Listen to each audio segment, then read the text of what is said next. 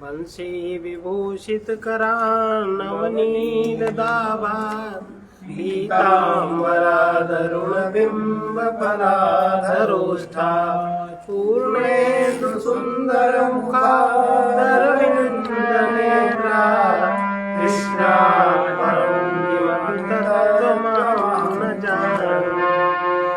आचार्य भोजन करने वाले व्यक्ति का उदाहरण देते हैं कि निधिध्यासन करने का कोई नियम नहीं। जिस प्रकार से भूखा व्यक्ति अपनी भूख मिटाने के लिए चाहे जैसे हो वैसे भोजन कर सकता है, और उसी प्रकार निधिध्यासन भी अपनी सुविधा के अनुसार किसी प्रकार भी कर सकते हैं। जिस कार्य का प्रत्यक्ष फल होता है उसमें किसी का नियम विधान नहीं है। स्वर्ग प्राप्ति आदि का फल अप्रत्यक्ष है, इसलिए उसके हेतु किए जाने वाले कर्मों में शास्त्र विधान स्वीकार करना होता है। भोजन का फल प्रत्यक्ष तृप्ति है, इसलिए उसके लिए कोई विधान नहीं। इसी प्रकार निधिध्यासन से ब्रह्मानंद प्रत्यक्ष दिखने में आता है, इसलिए ब्रह्म चिंतन करने में कोई भी नियम नहीं। भूखा व्यक्ति भोजन करता है अथवा भोजन नहीं करता, अन्य किसी प्रकार से अपनी भूख शांत करता है। वो जैसे तैसे अपनी भूख को दूर करने की इच्छा रखता है। आचार्य भूख के दृष्टांत का विस्तार करते हैं। भूखे व्यक्ति को यदि अपनी इच्छा अनुसार आदर पूर्वक भोजन मिलता है तो वो अन्न खाकर भूख मिटा लेता है।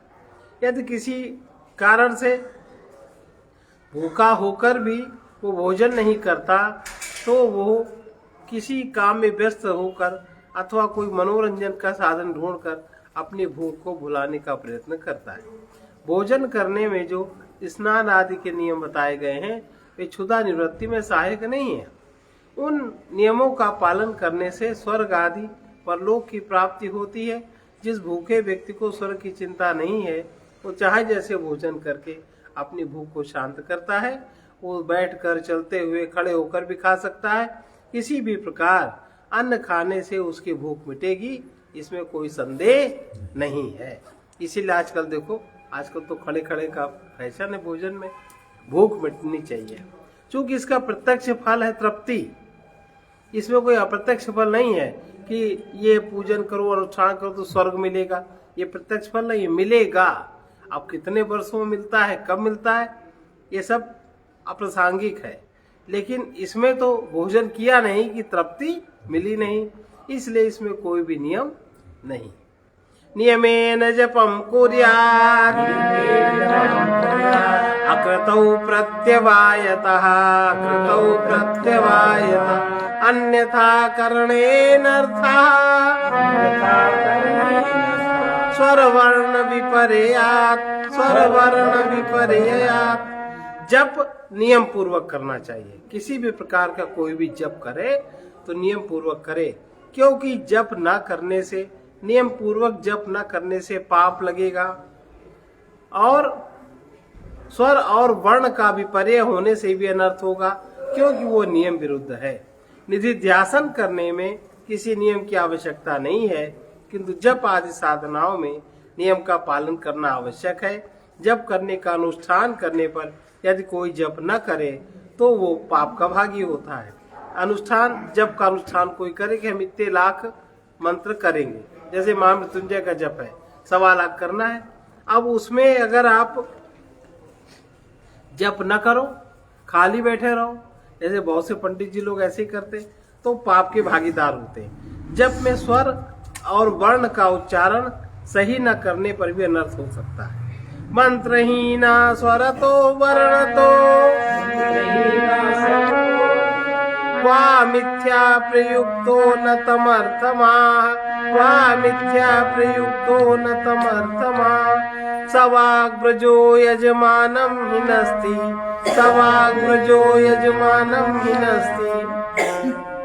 यथेन्द्र शत्रु स्वरतो पराधात् स्वर और वर्ण से हीन मंत्र का प्रयोग व्यर्थ होता है, उसका कोई फल नहीं होता। स्वर के अपराध से जैसे इंद्र का शत्रु मारा गया, स्वर का अपराध हुआ, स्वर के अपराध से जैसे इंद्र का शत्रु मारा गया, उसी प्रकार वाणी रूपी वज्र यजमान का हनन करता है। एक बार बृहस्पति जी उपलब्ध ना होने पर, बृहस्पति वैसे स्वर्ग में बृहस्पति जी सारा काम कराते, पुरोहित है वो, उपलब्ध ना होने पर इंद्र ने त्वष्टा के पुत्र विश्वरूप का वर्ण कर उससे यज्ञ करवा लिया। अब विश्वरूप दैत्यों का भांजा था। अब दैत्य लोगों को कहाँ स्वर और व्यंजन का ज्ञान होता है, तो वो दैत्यों का भांजा था। उनका पक्षपात करने के लिए वो चुपके से दैत्यों के अर्थ की आहुति देने लगा कि दैत्य लोग जीत जाएं। इंद्र इसे जान गए और उन्होंने विश्वरूप के, जो विश्वरूप था, उसके तीनों सर काट लिए।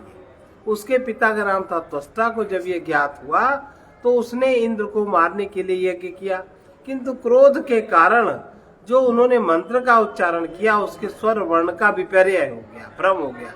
स्वर हो गया वर्ण में, वो वर्ण हो गया स्वर में, उसका विपर्य हो गया। अब विपर्य होने के कारण उस यज्ञ कुंड से वृत्तासुर की उत्पत्ति हो गई, किंतु वो इंद्र को न मार सका। इंद्र ने ही वृत्तासुर को मार डाला।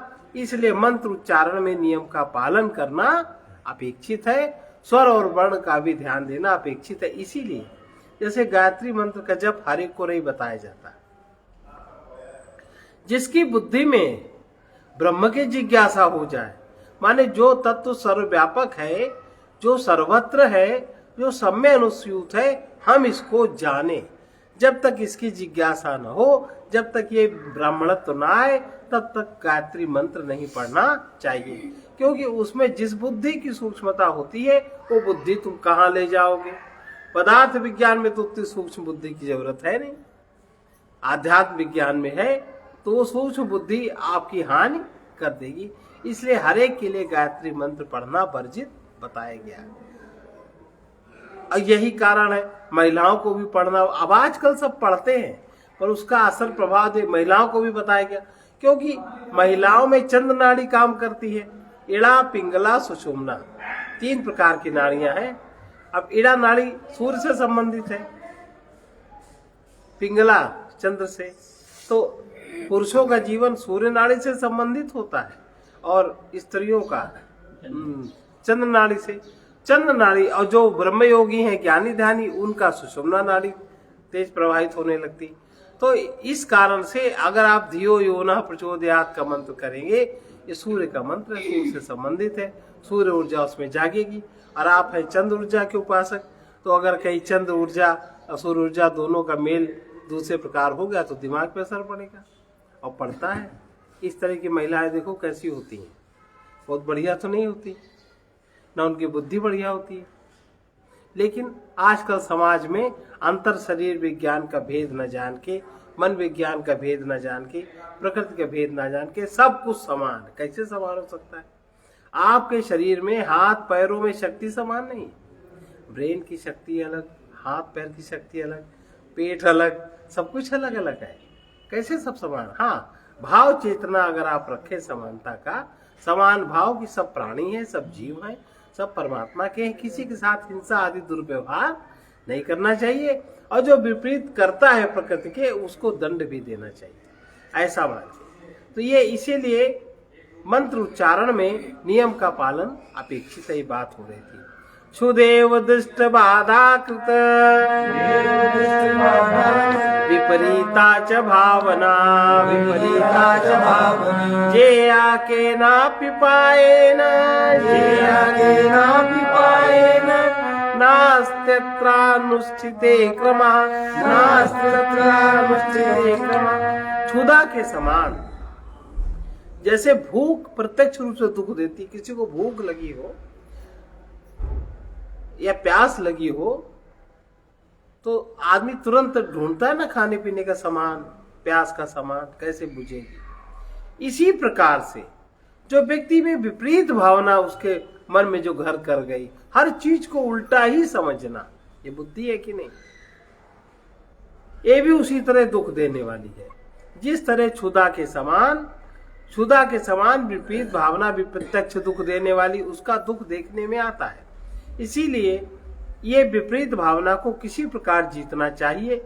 अनुष्ठान के समान इसमें कोई क्रम माने नियम नहीं, और निधि ध्यान से विपरीत भावना समाप्त होती। विपरीत भावना क्या है? अब जैसे स्वाभाविक है, हम अपने को देह मानते हैं कि नहीं? हम शरीर हैं, जबकि हम शरीर नहीं हैं। हम शरीर को देखने वाले हैं, हम शरीर में रहने वाले हैं, हम शरीर के दृष्टा हैं, अंदर से साक्षी हैं। शरीर का तत्व और हमारा तत्व अलग अलग है। इस सत्य को हम स्वीकार नहीं करते। सब मैं देह हूं और जगत में जितने भी दृश्य पदार्थ दिखते हैं ये सब हमें सुख देने वाले। ये है विपरीत भावना, जबकि ऐसा नहीं। सुख होता है यहाँ से। एक सामान्य व्यक्ति भी बहुत सुखी हो सकता है, एक बहुत बड़ा आदमी भी बहुत दुखी हो सकता है। तो क्षुधा के समान विपरीत भावना भी प्रत्यक्ष दुख देने वाली है। इसलिए विपरीत भावना को किसी भी प्रकार से जीतना चाहिए। अनुष्ठान के समान इसमें कोई क्रम नियम नहीं है। क्षुधा प्रत्यक्ष दुख का कारण है। उसकी निवृत्ति के लिए भोजन की आवश्यकता है। भोजन करने पर क्षुधा की निवृत्ति और तृप्ति भी प्रत्यक्ष अनुभव में आती है। इसी प्रकार विपरीत भावना से संसार का दुख भी प्रत्यक्ष अनुभव में आता है। विपरीत भावना के नष्ट होने से दुख निवृत्ति और तृप्ति भी तत्काल अनुभव में आती है। विपरीत भावना अगर समाप्त हो जाए तो दुख की निवृत्ति हो जाती है और तुरंत व्यक्ति संतुष्ट और तृप्त हो जाता है। इसीलिए क्षुधा निवृत्ति के लिए भोजन करने में जैसे कोई नियम नहीं है, उसी प्रकार विपरीत भावना नष्ट करने के लिए निधिध्यासन भी किसी नियम की अपेक्षा नहीं रखता। उपाया पूर्व में तच्चिंता कथनादिका एतदेक परत्वेपि निर्बंधो ध्यानवन्नहि ब्रह्म के चिंतन और कथन आदि के उपाय पहले बता दिए गए। उसमें एक ब्रह्म में ही तत्पर रहने के लिए, एक ब्रह्म को ही जानने के लिए, उसी में तत्पर रहने के लिए जो कहा गया है, उसमें भी ध्यान के समान निर्बंध चित्त नियम का निरोध नहीं है। एक केवल ब्रह्म में ही कोई तत्पर रहे या परमात्मा में तत्पर है, जिस भगवान को भी जो मानता है उसमें तत्पर रहे, उसमें भी कोई नियम नहीं, क्योंकि मन जहां लग जाएगा उसमें कोई नियम काम नहीं करता। विपरीत भावना नष्ट करने के उपाय वशिष्ठ रामायण से उद्धृत श्लोक 106 में बताए गए हैं। उन्हें ब्रह्माभ्यास कहते हैं। निधिध्यासन भी उनमें से एक है। उस श्लोक में एतदेक परत्व का उल्लेख हुआ था। उसका तात्पर्य ब्रह्म चिंतन में ही तत्पर रहना, किंतु उसके लिए भी देवता के ध्यान में जैसे चित्त निरोध का नियम कहा गया है, वैसा कोई नियम नहीं है। ध्यान करते समय ही चित्त निरोध का नियम होता है। मूर्ति प्रत्यय सांतत्यम अन्यानंतरितम धिया ध्यानम तत्राति निर्बंधो मनश्चंचलात्मनः अन्य वृत्ति के अंतराल बिना बुद्धि में मूर्ति प्रत्यय का सतत अविच्छिन्न बना रहना ध्यान है। हम जिसका भी ध्यान करते हैं वो सतत अविच्छिन्न रूप से बुद्धि में जिसका प्रवाह निरंतर चलता रहे, अन्य विचारों का प्रवाह न चले, उसे ध्यान कहते हैं। ध्यानम ही निर्विषय मना, किसी भी तरह का विषय का प्रक्षेप न हो, उस स्थिति को ध्यान कहते हैं। उससे चंचल स्वभाव वाले मन का अत्यंत निरोध हो जाता है।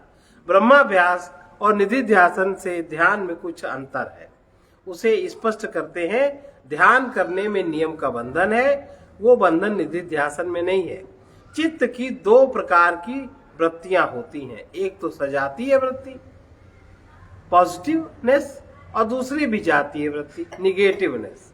सामान्य रूप से चंचल मन में विजातीय वृत्ति आती रहती, निगेटिव। 24 घंटे अगर हम आप अपने चित्त को देखें तो कुछ भी काम करने से कहाँ पॉजिटिव सोचते हैं?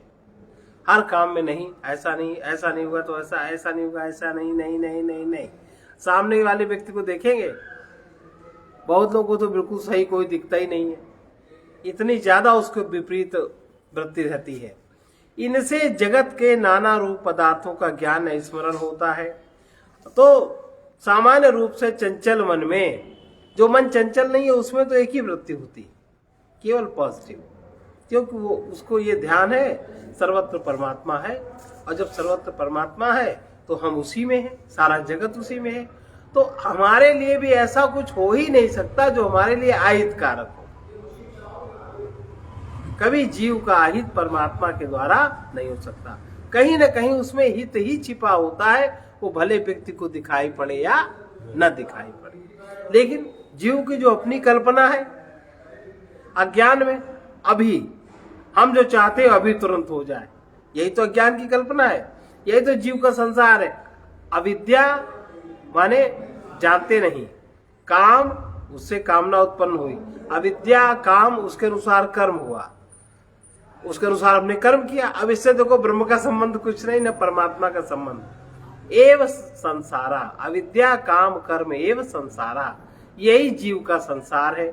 और जीव के संसार में परमात्मा से कुछ लेना देना, हाँ, अगर उसने अणु परमाणु के सघन और विघटन में कुछ क्रिया कर दी, कुछ उसने अगर कर दिया, तो जो प्रकृति का नियम है वो आप पर लागू हो जाएगा, उसका परिणाम अवश्य ही आएगा। संघर्षण आपने कुछ भी कर दिया तो उसका परिणाम आपको अवश्य देखना पड़ेगा।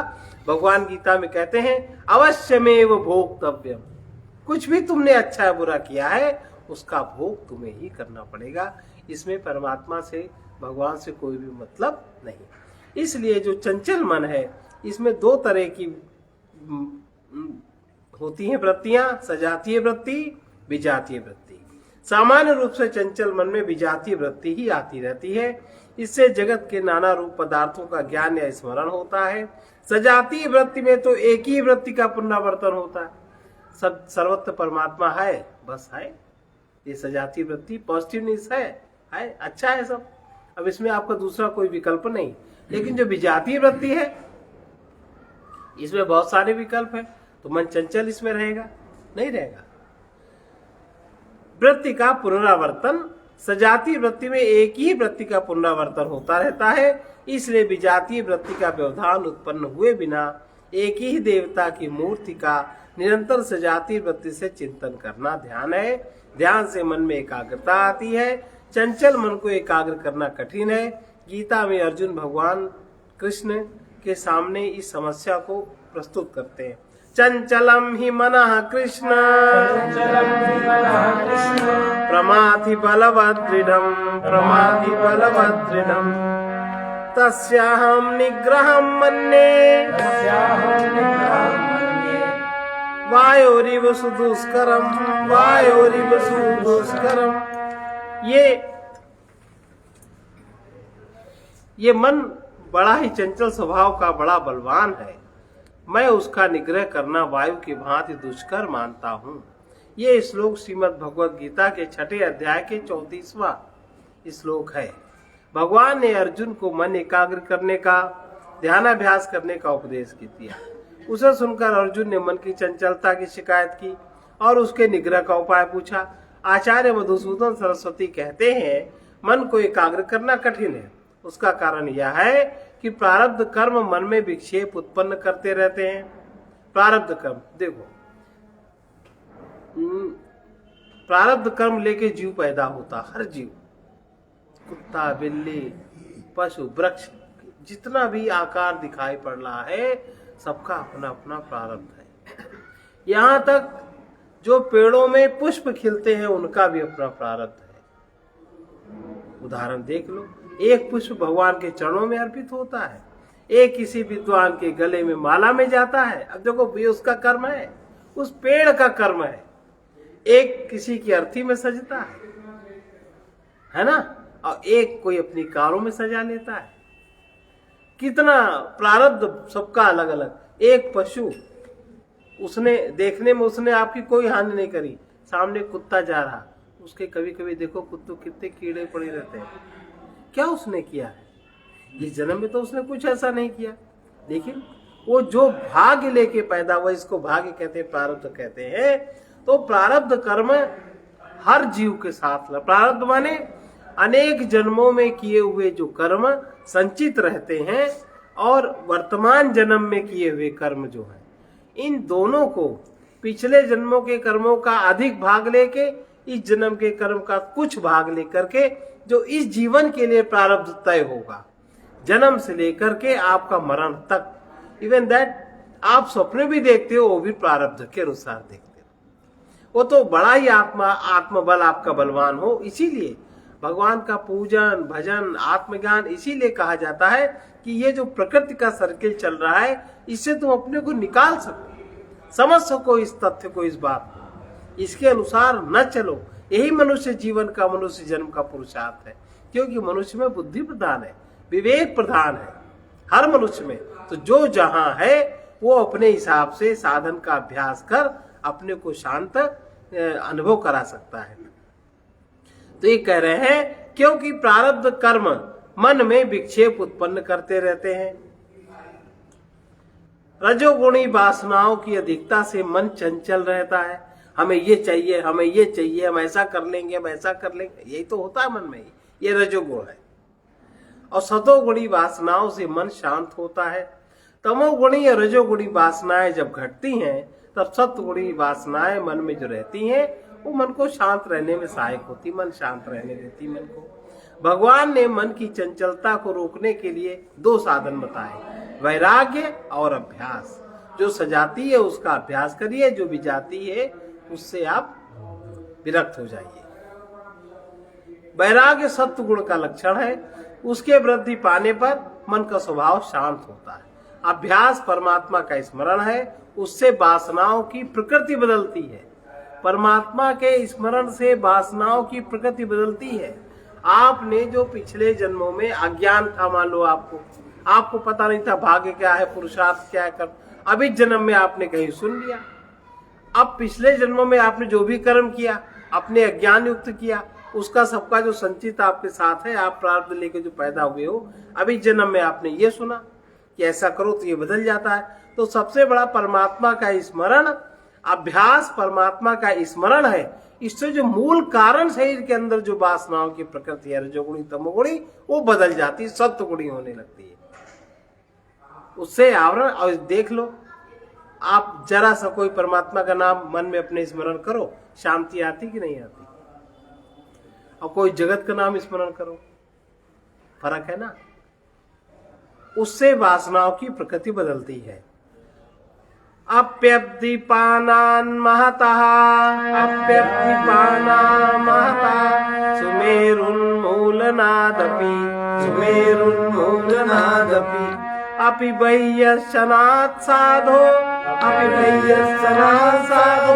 विषमश्चित्त निग्रह।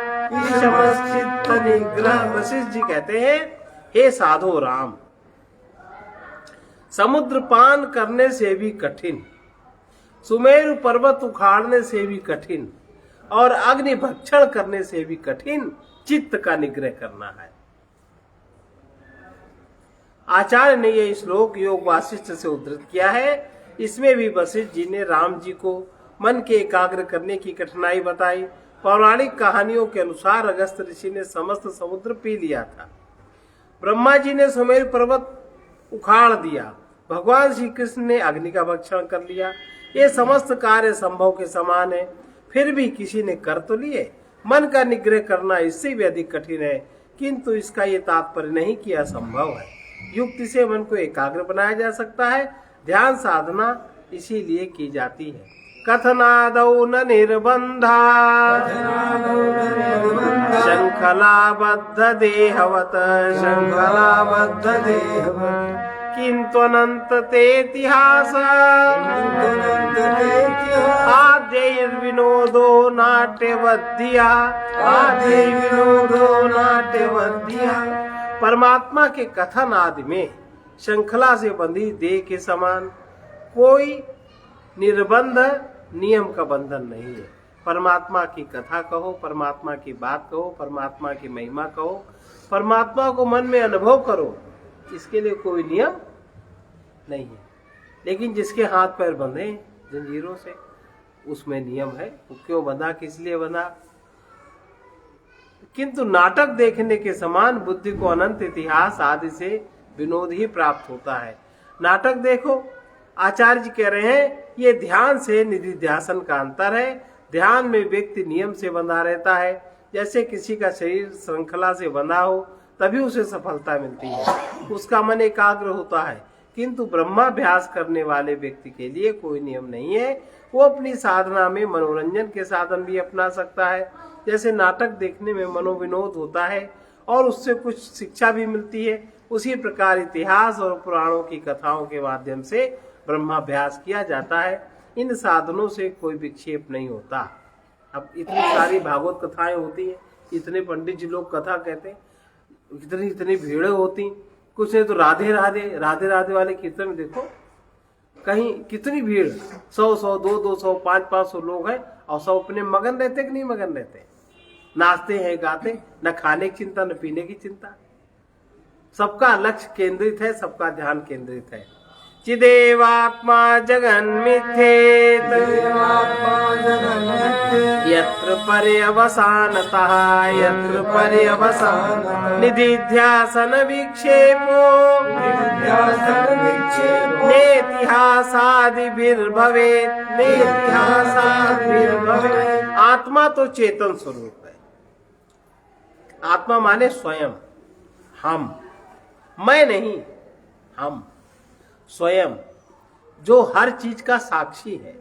साक्षी के को समझने के लिए हम लोग अपनी तीनों अवस्थाओं पे विचार करें।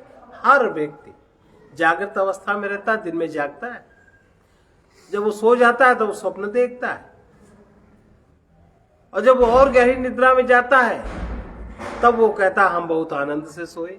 तो जो जागता है वही इस बात को अनुभव करता, हमें सारा दृश्य जगत देख रहे हैं, यहाँ घटनाओं को देखता है, और वही साक्षी स्वप्न अवस्था में स्वप्न के दृश्य को अनुभव करता है, वही साक्षी सुषुप्ति अवस्था में सुख को अनुभव करता है। अब अनुभव करने वाला एक और स्थितियां तीन, स्वप्न की अवस्था, जागृत की अवस्था और सुषुप्ति की अवस्था। इसलिए इन तीनों में को जो अनुभव करता है अलग अलग, और सबकी मीमांसा जानता है, ये जागृत है, ये स्वप्न है, ये सुषुप्ति है, ये अच्छा है बुरा है, वो आत्मा चेतन स्वरूप है। बुद्धि में वो प्रकाशित होता है, वो चैतन्य है, और जगत मिथ्या है। जगत जैसा आपको अविनाशी अनुभव में आता है ऐसा जगत नहीं है। ये निरंतर परिवर्तनशील है, निरंतर परिवर्तनशील है, और इसके परिवर्तनशीलता को न जानकर हम इसको सत्य मानकर इसमें जो व्यवहार करते हैं उसमें, और इसको हम जो अपने में धारण करना चाहते हैं, ये कभी धारण हो नहीं सकता, इससे कभी आपको पूर्ण सुख मिल नहीं सकता। इसलिए ये मिथ्या है, देखने में तो ठीक, लेकिन ये हृदय में धारण करने वाला नहीं, ये आपको विक्षेपित कर देगा। यही आत्मा चेतन स्वरूप है, जगत मिथ्या है, यही बोध कराना इतिहास का अंतिम उद्देश्य है। इसलिए निधिध्यासन में इतिहास आदि से कोई विक्षेप नहीं होता। इतिहास और पुराण की कथाओं में राजाओं तथा अन्य विशिष्ट पुरुषों की कथाएं आती हैं। वे पाप पुण्य करते हुए अपना जीवन व्यतीत करते हैं और मरकर चले जाते हैं। एक के बाद एक पीढ़ियां आती हैं और चलचित्र के समान चली जाती हैं। इससे भौतिक जीवन का मिथ्यात्व समझ में आता है और चित्त में उसके संस्कार बनते हैं कि भौतिक जीवन किस तरह से मिथ्या है। पुराणों में पुनर्जन्म की भी अनेक कथाएं आती हैं। प्राणी एक शरीर छोड़कर दूसरे शरीर में जाता है। इसका तात्पर्य है कि वो शरीर नहीं है, शरीर का अभिमान मिथ्या है। जीव भी परमात्मा का ज्ञान और भक्ति पाकर जन्म मरण के चक्र से छूट जाता है। जैसे व्यास जी छूट गए, सुखदेव जी छूट गए आदि। इनकी कथाएं यही सिद्ध करती हैं कि हमारा वास्तविक स्वरूप आत्मा है जो नित्य मुक्त है। इसलिए इतिहास आदि की कथाएं भी निधिध्यासन के उद्देश्य को पूरा करती हैं। अगला श्लोक है कृषि वाणिज्य सेवादौ काव्य तर्कादिकेषु च विक्षिप्यते प्रवृत्ततया धीस्तैस्तत्त्वं स्मृत्य संभवात् खेती, व्यापार, सेवा आदि में तथा काव्य रचना, तर्क आदि में बुद्धि को लगाने से बुद्धि में विक्षेप उत्पन्न होता है कि नहीं? भाई आप जब कोई भी कार्य करते हो, कृषि कार्य आदि किया, बुद्धि थकती है कि नहीं? व्यापार आदि करते हो बुद्धि में थकावट, शरीर में थकावट आती है कि नहीं? सेवा आदि का कार्य, अब कल यहाँ पूरे कानपुर में कितना बड़ा काम है। अब जो उस सेवा में लगे होंगे उनसे पूछो, 12-14 घंटा खड़े खड़े बैठे बैठे क्या स्थिति होती। अब इसमें समय क्या होता है, काव्य रचना कोई करे, तर्क की बात करे, इसमें बुद्धि लगाने से बुद्धि में विक्षेप उत्पन्न होता है, क्योंकि उसमें प्रवृत्त रहने पर तत्व का जब इस कार्यों में जब आप प्रवृत्त रहेंगे तो तत्व का स्मरण संभव नहीं है। खेती, व्यापार, नौकरी, काव्य रचना, व्याकरण आदि का अभ्यास लौकिक कार्य है। इनमें प्रवृत्त होने पर इनके फल की ओर ध्यान जाता है। इन कर्मों को करने से अनेक प्रकार की समस्याएं आती हैं। चित्त उन्हीं की चिंताओं में फंसा रहता है। इस अवस्था में आत्मा के चेतन स्वरूप का और जगत के मिथ्यात्व का स्मरण नहीं रहता, वरन और विपरीत भावना दृढ़ होती है। अतः निधिध्यासन करने वाले व्यक्ति को चाहिए कि वो सकाम लौकिक कर्मों में प्रवृत्त न हो। ये झंझट न बनावे, हमें ये करना है, ये करना। अब किसी को नौकरी करनी है तो समय से जाना है, वहां का कार्य भी करना। अब उसमें वो 75 कार्य और घुसा दे, विक्षेप होगा कि नहीं? वो विद्वानों से इतिहास पुराणों की कथाएं सुने, वेदांत का उपदेश सुने और अपनी सामर्थ्य के अनुसार अन्य लोगों को सुनाए। यही सब विद्वानों का मत है। गोस्वामी जी का भी यही मत है। वो देखो कितना बढ़िया लिख रहे हैं गोस्वामी जी। राम ही सुमिरिय राम ही गाइय, राम ही सुमिरिय राम ही गाइय, संतत जपि राम गुण गावै, संतत जपि राम गुण गावै। जे यही कथा स्नेह समेता, जे यही कथा स्नेह समेता, गई है सुनी है समझ सचेता, गई है सुनी है समझ सचेता। कोई है राम चरण अनुरागी, कोई है राम चरण अनुरागी, कलिमल रहित सुमंगल भागी, कलिमल रहित सुमंगल भागी। अनुसंधतैवात्र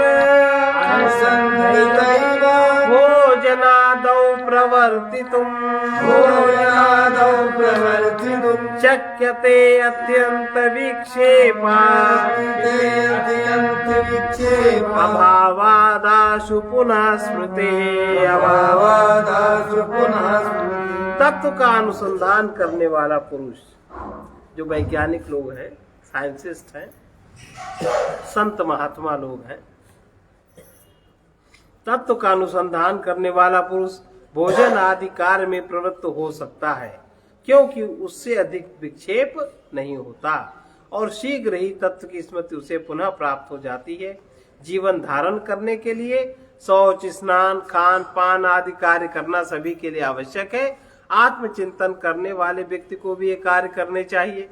इन कार्यों के करने में भले ही कुछ विक्षेप हो तो भी उन्हें त्यागा नहीं जा सकता। इन कार्यों के न करने से अधिक विक्षेप होगा, इसलिए तत्व चिंतन करते रहना चाहिए। इन कार्यों के पूरा होने पर ब्रह्म भाव अविलंब प्राप्त हो सकता है। तत्व विस्मृतिर्मात्रान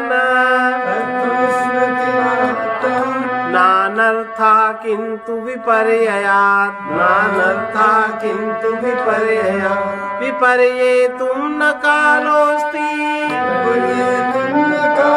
झटिति स्मरता क्वचित, झटिति स्मरता क्वचित।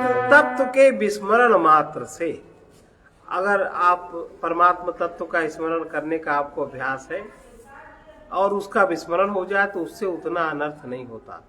लेकिन आप सही न समझें और आप गलत समझ जाएं, आप विपरीत भावना के शिकार हो जाएं, तो उससे आपका बहुत अनर्थ हो जाएगा।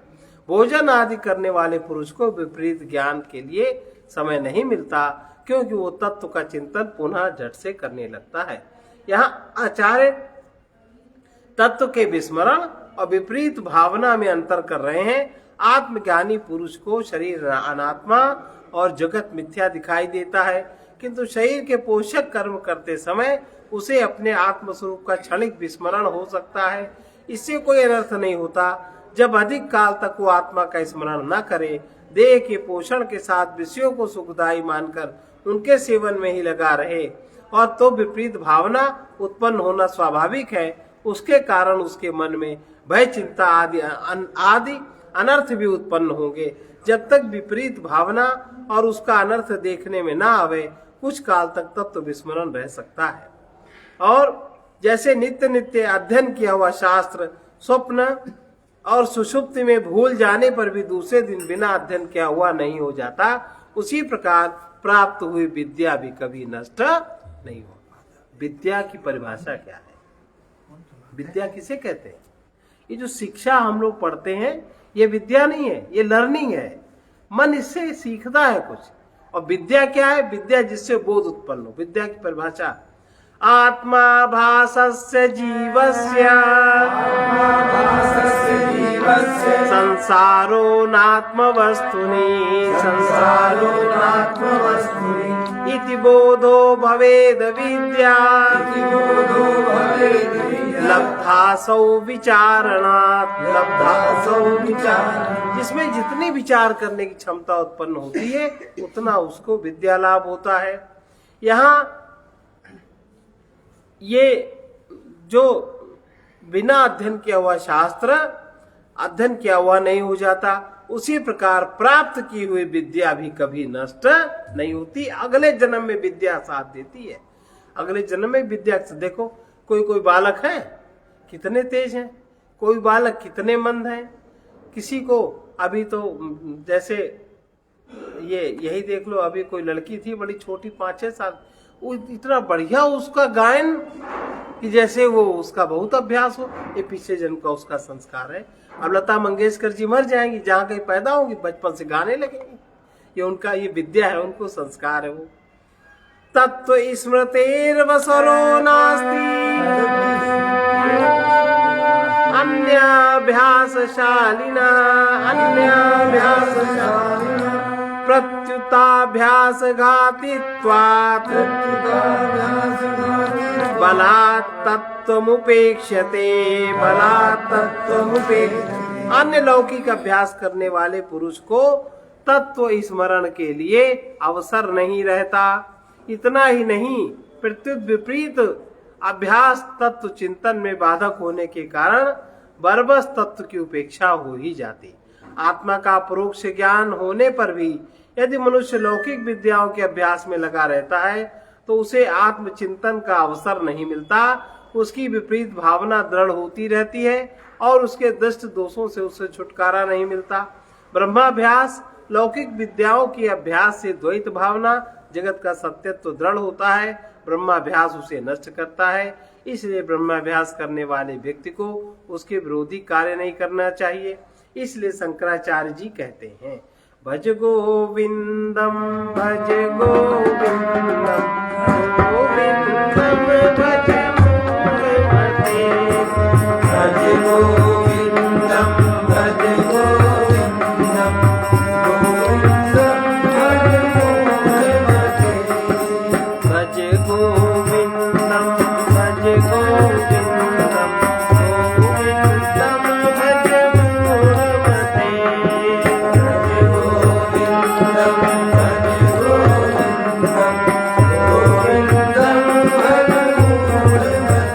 संप्राप्ते सन्निहिते काले संप्राप्ते सन्निहिते काले नहीं रक्षति दुष्कर्म में। नहीं रक्षति दुष्कर्म में। भज गोविंदम भज गोविंदम गोविंदम भज मूढ़मते। भज गोविंदम भज गोविंदम गोविंदम भज। इसका अर्थ है, रे मूढ़मत, बार बार गोविंद का भजन करो। मृत्यु काल निकट आने पर द्विकरणे व्याकरण का अभ्यास तुम्हारी रक्षा नहीं करेगा। तमेवैकं विजानीथ यन्या वाचो विमुञ्चथ इति सुतं तवान्यत्र वाचो विगलापनं प्रति उस एक तत्व को जानो और अन्य बातों का त्याग कर दो। यह श्रुति वचन है, वो तो वाणी का विगलापन है। यह श्रुति ने अन्यत्र कहा। अपने मत को पुष्ट करने के लिए आचार्य श्रुति का प्रमाण देते हैं। श्रुति का पहला उद्धरण मुंडक उपनिषद के 2 अध्याय 2 पाद का 5वां इस प्रकार है। तमेवैकं जानथ आत्मानमन्था वाचो विमुञ्चथामृतस्यैष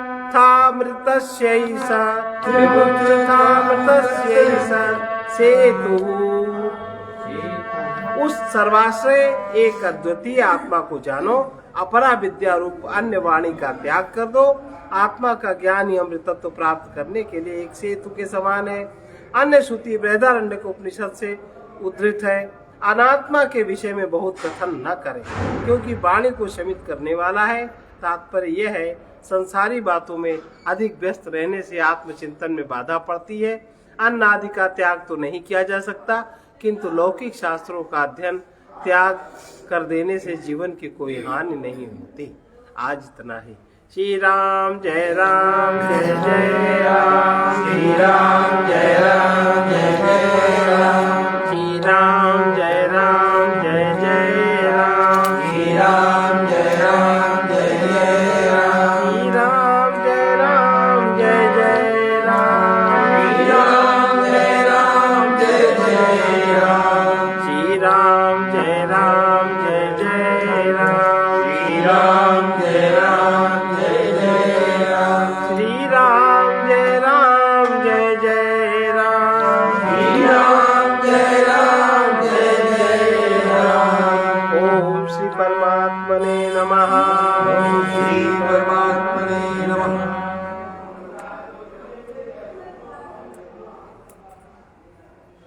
अब इस समय अपनी संपूर्ण यात्रा का चित्र देखना चाहिए। सावधान होकर समझो। सद्विचार ही इस परम लक्ष्य परमानंद का पथ है और सद्विवेक ही इस पथ को देखने की दृष्टि है और त्याग ही हम सबके साथ ऐसा दिव्य अस्त्र है जिसके द्वारा हम अपनी यात्रा में चलने के पहले अपने ऊपर नीचे आगे पीछे की तमाम तरह की कठिनाइयों को, द्वंद्वों को, दुखों को, बंधनों को दूर कर सकेंगे। पग पग पर इसी त्याग अस्त्र के बल पर चल पाएंगे और इस पथ में चलते हुए आगे सद्व्यवहार रूपी साधना बल है जिसके द्वारा तमाम प्रकार की शक्ति, स्फूर्ति, पवित्रता एवं सद्गुण रूपी संपत्ति का धन हमें मिल सकेगा। पुनः यह सब कुछ होने पर भी अभी अंधेरा ही है जीवन में। आगे ज्ञान रूपी प्रकाश प्राप्त होता है, उसमें पहुंचकर सर्वज्ञाता हो जाएंगे। उसी प्रकाश में चलते चलते ऊंचे स्तरों तक पहुंच होगी। तभी वहां प्रेम के सौंदर्य में परमानंद का पूर्ण बोध होता है। बस वही प्रेम में परमानंद स्वरूप परमात्मा में तन्मयता प्राप्त होती है। परंतु यात्रा का संपूर्ण चित्र देखकर परमानंद की प्राप्ति भले ही सरल लगती हो, पर अब पता चलेगा कि जब तुम इस पथ में कदम बढ़ाना शुरू करोगे, हाँ तो क्या तुम साथ में चलना चाहते हो, परंतु अभी किसी को बिना समझे उस पथ पर नहीं चला जा सकता। प्यारे पथिक, तुम्हें देखकर हर्ष एवं कौतूहल से ये हृदयोद्गार है, जिसको सावधान होकर सुनो। वाला गीत है, मैं हूं पथिक सखे तुम।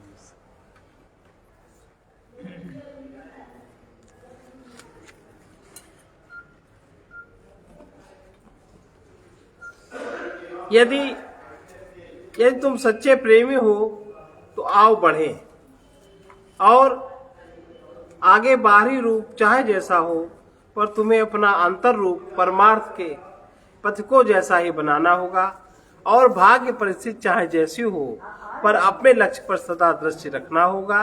यदि तुम कहीं इधर उधर की ओर देखकर लालच में पड़े तो फिर बस आगे बढ़े हुए को पाना कठिन होगा।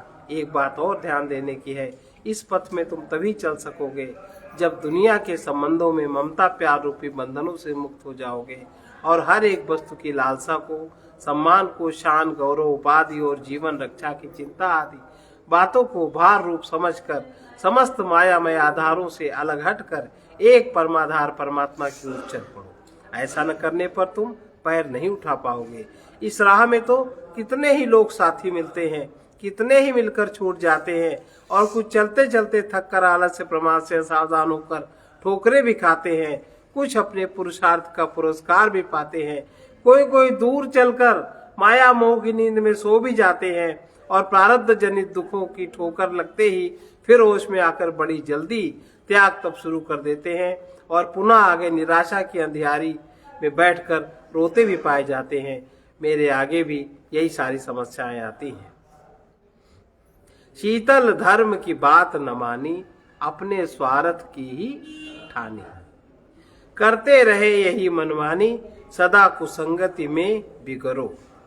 यह बिगड़ी किस भांति बनाऊं, स्वामिन तब ढींग कैसे आऊं, लज्जित हूं क्या मुंह दिखलाऊं, महापतित मैं पाप भरो। गुरुजी मुझे ना परखो खोट खरो, तुम ही मेरे सदगति दाता, तुम ही पिता, तुम ही हो माता, तुम ही सर्वस्व वित्राता, आज हमारे क्लेश हरो, गुरु मोहे न परखो खोट करो। हे प्रभु, पावन प्रेम का दान दो, जीवन मुक्ति दो, सद्ज्ञान दो, परमानंद स्वरूप ध्यान दो। मैं आज तुम्हारी शरण हूँ। ओम शांति शांति शांति। मनुष्य का ही नहीं वरन प्राणी मात्र का लक्ष्य है दुखों का सब प्रकार से अभाव और सुख में निरंतर स्थिति। तो वो अविनाशी सुख परमानंद कहाँ प्राप्त होगा, ध्यान देकर इस बात को समझ लेना चाहिए। वो परमानंद केवल पूर्ण में ही मिलेगा। अभी तक तुमने जितने आधारों को आनंद प्राप्ति के लिए पकड़ा वे सभी अपूर्ण हैं और अब तुम पूर्णत्व को जब पूर्णता समझ में आ जाएगी तब पूर्णानंद के दर्शन भी होंगे। अब यह भी समझो, देख लो कि वो पूर्णता क्या है, पूर्णत्व क्या है। सोचकर सद्गुरु के महावाक्यों में ध्यान दो। वो पूर्ण तत्व अखंड रूप से व्यापक है, पर अपनी धुन में दीवाने लोग तो चलते ही रहते हैं। यदि तुम भी ना चलो तो कब तक? अंत में माया बंधन दुखों से निकलना ही पड़ेगा। तब इधर जितना समय खो दोगे उतना पश्चाताप ही होगा।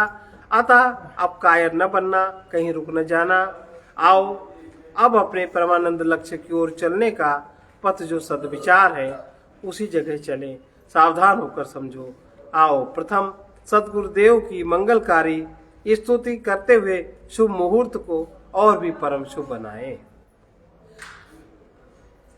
अब हम पर तुम दया करो गुरुदेव जी, अब हम पर तुम दया करो गुरुदेव जी।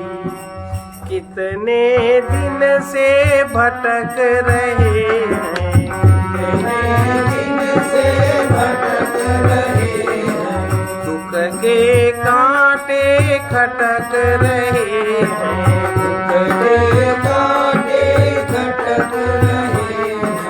कहाँ कहाँ हम अटक रहे हैं, कहाँ कहाँ हम अटक रहे हैं। करुणा कर मम हाथ धरो, करुणा कर मम हाथ धरो गुरुदेव जी।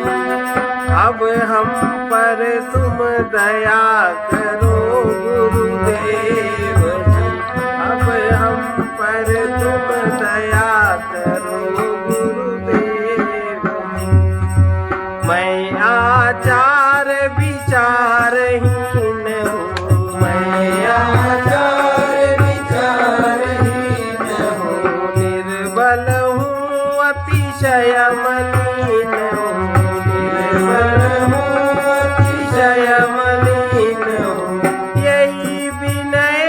सब भांति कीन्हूं, यही विनय सब भांति कीन्हूं। मोहि न परखो खोट करो गुरुदेव जी, खोट करो गुरुदेव जी। अब हम पर तुम दया करो गुरुदेव जी, अब हम पर तुम दया करो गुरुदेव जी। आनंद की खोज में भटकते हुए पथिक गुरुदेव के सन्मुख मुमुक्ष के रूप में ये प्रार्थना करता है। चित सत्ता ही पूर्ण है और वो चित सत्ता हमारे आपके भीतर बाहर ओतप्रोत है। यह चित सत्ता ही परम परमानंदमय है, अखंड अनंत अव्यय अविनाशी है। इसी का बोध प्राप्त होने पर परमानंद की प्राप्ति, दुख की निवृत्ति है। अब आगे बढ़ो, देखो बहुत ही सारगर्भित प्रसंग है, ध्यान देकर इस विषय को समझते चलना है।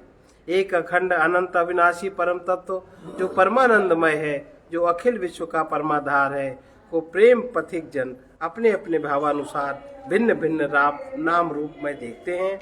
इतने पर भी वो परमानंद परम तत्व नाम रूप से परे है और जो भी कुछ है विलक्षण है। जो कुछ भी अपनी यात्रा का चित्रपथ दृष्टि साधन बल अभ्यास प्रकाश सौंदर्य से सुशोभित परमानंद प्राप्ति कही जा चुकी है, उसके साथ साथ आप चौंकिएगा नहीं। इतनी लंबी यात्रा में आरंभ से लेकर परमानंद स्वरूप की प्राप्ति तक ये बातें जो बीच में दिखती ही नहीं, जो प्रायः सभी ओर की आवाजें आ रही हैं कि परमानंद प्राप्ति के लिए कीर्तन करो, पाठ करो, पूजा करो, जप करो, तप करो, व्रत करो, तीर्थ यात्रा करो, संतों महात्माओं की सेवा करो, यज्ञ दान पुण्य करो इत्यादि साधन में तो मेरे कथन में दिखाई ही नहीं देती। और इसको कोई व्यक्ति समझते हैं, कुछ नहीं समझते हैं। और असली में जो परमानंद का स्वरूप देखा गया है, सावधान होकर समझ लो, जो कि निसंदेह पाठ पूजा स्मरण कीर्तन जप तप दान पुण्य आदि अनेकानेक परमानंद प्राप्ति के एवं भगवत प्राप्ति के साधन हैं। परंतु ऐसा दिख रहा है कि पाठ करते हुए जप तप व्रत पूजन स्तुति तीर्थ यात्रा अनेकानेक साधन करते हुए वर्ष के वर्ष बीत जाते हैं, यूं ही समाप्त हो जाते हैं, पर वास्तविक शांति कभी प्राप्त नहीं होती। दुखों का सर्वथा असभाव नहीं दिखता। और साथ में ऐसे अनेक लोग हैं इसी प्रकार एक जगह पर रुके हुए इधर उधर भटकते हुए दिखाई पड़ते हैं। तभी सद्गुरु संत महात्माओं की बात सुनी जाए, उनकी बात समझी जाए। परम कृपालु सद्गुरुदेव की महती कृपा से सामने ये भेद खुलता है कि जप तप पाठ पूजा अन्यान्य साधन करते हुए जब तक सद्विचार रूपी पथ न मिलेगा और उस पर सद्विवेक रूपी दृष्टि न खुलेगी और पुनः त्याग रूपी अस्त्र न उठाया जाएगा, तदुपरांत सद्व्यवहार रूपी साधन से अभ्यास बल न बढ़ाया जाएगा और उसके बाद ज्ञान रूपी प्रकाश में जब तक न पहुंचा जाएगा, तब तक प्रेम सौंदर्य से परम सुशोभित परमानंदमय परमात्मा तत्व का साक्षात्कार न होगा। इस प्रकार संतों महात्माओं एवं सद्गुरुदेव के इस गूढ़ आदेश को सुनकर समझकर आप सबकी सेवा में भी यही बातें कही जा रही हैं कि यह भजन कीर्तन जब पाठ पूजा उपरोक्त पथ द्वारा चलते हुए देखते हुए करोगे तभी सत्य शांति प्राप्त होगी, तभी दुख की प्रत्यक्ष निवृत्ति हो जाएगी। तुम जब तप व्रत पूजा पाठ करते हुए भी यहाँ भटकते हुए रोते हुए दिन दुखी न पाए जाओगे। वास्तव में अभी तक माला फिराते हुए पूजा पाठ करते हुए भी इसलिए दुख न मिटे कि तुम्हें सतपथ की अभी तक प्राप्ति हो ही नहीं सकी। अब सावधान होकर चलो, आगे बताए जाने वाले सद्विचार पथ में विवेक दृष्टि से देखकर यात्रा करते हुए कीर्तन जप तप व्रत सभी सार्थक देखोगे। सद्व्यवहार के द्वारा हृदय अंतःकरण शुद्ध होने पर ज्ञान प्रकाश में प्रेम सौंदर्य से सुशोभित परमानंद परमात्मा की प्राप्ति होगी और इसका सद्य अनुभव होगा।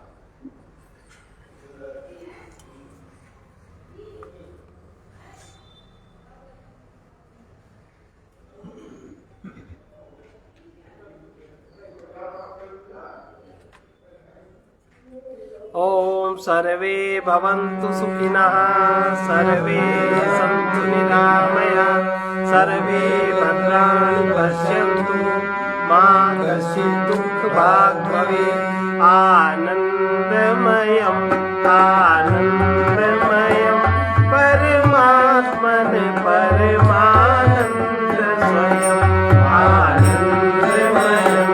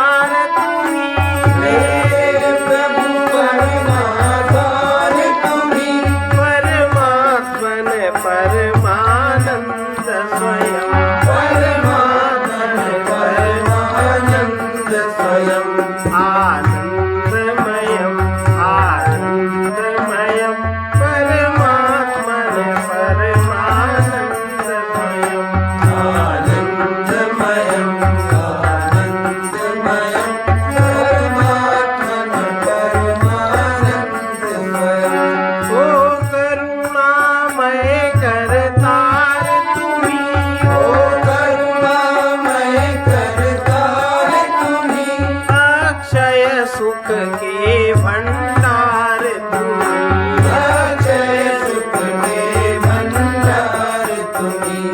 पर अज नित्य शुद्ध ओंकार तुम्हीं, अज नित्य शुद्ध ओंकार तुम्हीं। परमात्मन परमानंद स्वयं, परमात्मन परमानंद स्वयं। आनंदमयम् आनंदमयम् परमात्मन परमानंदमयम्, परमात्मन परमानंद स्वयम्। अद्वैत अनंत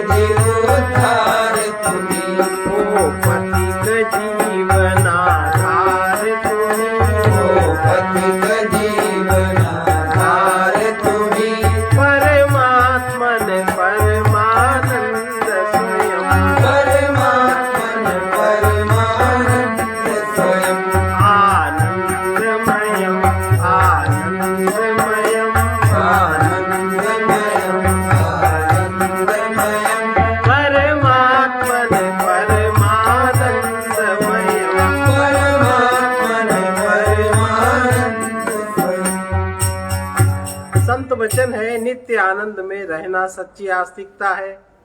परमाधार सत्ता का जिसे ज्ञान है वही आनंद में रह सकता है। जो व्यक्ति परमात्मा का आश्रय लेकर परिवर्तनशील जगत के पदार्थों से विरक्त रहता है वही आनंद में रहता है। ओम पूर्णमदः पूर्णमिदं पूर्णात् पूर्णमुदच्यते पूर्णस्य पूर्णमादाय पूर्णमेवावशिष्यते। ओम शांति शांति शांति।